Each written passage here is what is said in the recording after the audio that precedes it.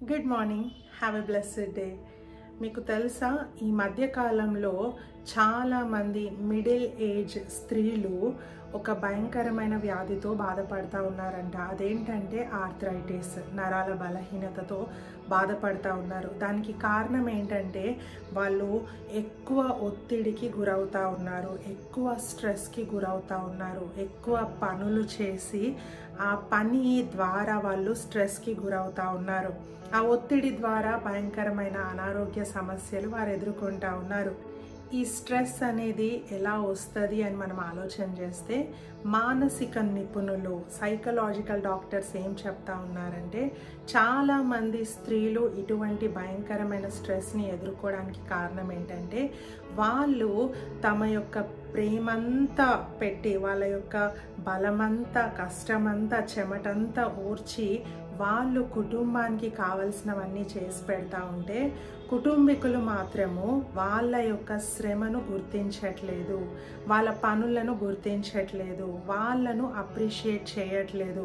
అమ్మ, నువ్వు ఎంత బాగా వంట చేస్తావు, అమ్మ ఈరోజు నా కోసం ఎన్ని బట్టలు ఉతికావా, అమ్మ ఈరోజు నా కోసం ఇల్లంతా ఇంత శుభ్రంగా పెట్టావా, నా కోసం ఇన్ని చేస్తూ ఉన్నావా అని భర్త కానీ పిల్లలు కానీ వాళ్ళని పొగడట్లేదు.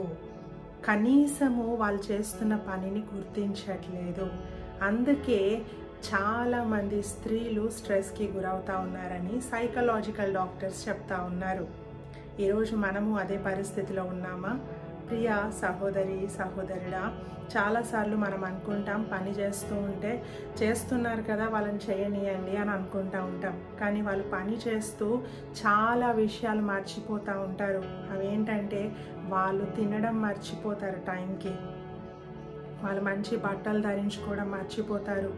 ఇవన్నీ ఎందుకంటే మన కోసం వాళ్ళు కష్టపడుతున్నారు కాబట్టి. అయితే మనం ఏం చేయాలి అంటే, వాళ్ళు ఏదైతే మిస్ అవుతూ ఉన్నారో పని చేస్తూ, దాన్ని మనం అందించగలిగితే, టైంకి వాళ్ళకి భోజనం పెట్టి ప్లేట్లో అన్నం వేసి, అమ్మ నువ్వు తిను, ఇంకా చాలు, ఇంతవరకు చాలా పని చేస్తావు, కొంచెం తిను అని మన ప్రేమను చూపించగలిగితే, ఇంతవరకు కష్టపడ్డావని నువ్వు అప్రిషియేట్ చేయగలిగితే, వాళ్ళను నువ్వు పొగడగలిగితే వాళ్ళు ఎంతో సంతోషిస్తారు. వాళ్ళ సొంతగా బట్టలు కొనడానికి కూడా వాళ్ళకి టైం ఉండదు కొన్నిసార్లు తల్లులకు కదా. వాళ్ళకి నువ్వు ఏదో ఒక అప్రిషియేషన్ గిఫ్ట్, అమ్మ నీ కోసం చిన్న శారీ తెచ్చాను, చిన్న గిఫ్ట్ తెచ్చాను, నీ వాచ్ తెచ్చాను, ఏదో ఒక చిన్న గిఫ్ట్ నువ్వు మీ మమ్మీకి ఇవ్వగలిగితే, అది టూత్ బ్రష్ అయినా కావచ్చు, ఇవ్వగలిగితే వాళ్ళు ఎంత హ్యాపీ ఫీల్ అవుతారో. అరే, నా కుమార్తె నా పనులను గుర్తిస్తూ ఉంది, నా భర్త నా పనులను గుర్తిస్తూ ఉన్నాడు అని వాళ్ళు ఎంతో సంతోషిస్తారు. ఇంకా వాళ్ళ ఆయుష్ పెరుగుతుంది, ఇంకా ఎక్కువ కాలం బ్రతుకుతారు, ఇంకా ఎక్కువ కాలము మనకు హెల్ప్ చేస్తారు, మనల్ని చక్కగా చూసుకుంటారు. అయితే మనం ఏం చేస్తూ ఉన్నామంటే, పనులన్నీ వాళ్ళ మీద మోపేసి, వాళ్ళు కష్టపడుతుంటే, శ్రమ పడుతుంటే, అనారోగ్యం పాలవుతుంటే మనం మాత్రం చక్కగా చూస్తూ ఉన్నాం. నో అండి. వాక్యం సెలవిస్తూ ఉంది. సామెతలు 31:28-29 చదువుకుందాం. ఆమె కుమారులు లేచి ఆమెను ధన్యురాలందురు. చాలామంది కుమార్తెలు పతివ్రత ధర్మమును అనుసరించి ఉన్నారు, కానీ వారందరినీ నీవు మించిన దానవు అని ఆమె పెనిమిటి ఆమెను పొగుడును. హల్లెలూయా. ఇక్కడ భర్త అంటా ఉన్నాడు, చాలామంది స్త్రీలు ఉన్నారు మంచివారు, కానీ వాళ్ళందరికంటే నువ్వు చాలా గొప్పదానివి అని.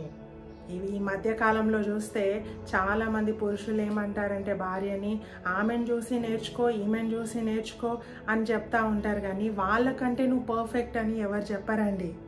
అయితే ఇక్కడ ఈ యొక్క ప్రావర్బ్స్లో మనం చూస్తూ ఉన్నాం, భక్తుడు అంటా ఉన్నాడు, పెనిమిటి ఆమె భర్త ఆమెను ఏమంటాడంట అంటే, అందరి స్త్రీల కంటే నువ్వు ఘనమైన దానవు, నువ్వు ధన్యురాలవు అని పొగుడతాడంట. ఆ విధంగా తన కుటుంబాన్ని ఆయన కట్టుకుంటా ఉన్నాడు, ఆ కుటుంబాన్ని ఆయన ఆరోగ్యవంతంగా మారుస్తూ ఉన్నాడు. సో ఆ విధంగా మనం కూడా ఇతరులను అప్రిషియేట్ చేసే మాటలు మాట్లాడదాం. స్త్రీలను ముఖ్యంగా మన సిస్టర్స్ కానీ, మన యొక్క అత్తగారు కానీ, మన యొక్క తల్లి గారు కానీ, మన చుట్టుముట్టు ఎవరైతే స్త్రీలు ఉన్నారో మన కోసం ప్రయాసపడతా ఉన్నారో వారిని పొగుడదాం. నువ్వు ధన్యురాలవు అని చెప్దాం. నీకంటే మించిన వాళ్ళు ఎవరు లేరని చెప్దాం. ఇంకా వాళ్ళను బ్లెస్ చేద్దాము. వాళ్ళను ఆరోగ్యకరంగా మనం మారుస్తాము. దేవుడు కూడా మనల్ని దీవించి ఆశీర్వదిస్తాడు. God bless you.